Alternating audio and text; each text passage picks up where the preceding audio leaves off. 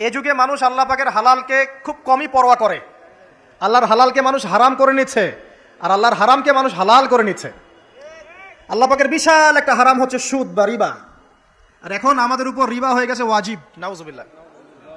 একটা দেশ নাই যেটা সুদমুক্ত, একটা জেলা পাবেন না সুদমুক্ত, একটা গ্রাম থানা ইউনিয়ন পাবেন না সুদমুক্ত।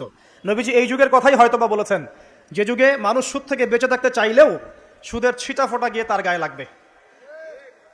মনে করেন আপনি একটা কনস্ট্রাকশন করেছেন, একটা সুদী প্রতিষ্ঠান থেকে লোন নিয়েছেন, এখন আপনি ওই কনস্ট্রাকশনটা ভাড়া দিয়েছেন, সেখানে মনে করেন আমি ভাড়া নিয়েছি, আমি আপনাকে মাসে মাসে ভাড়া প্রদান করছি, আপনি সেই ভাড়ার টাকাগুলো কালেক্ট করছেন, করে সেই প্রতিষ্ঠানের লোন শোধ করছেন।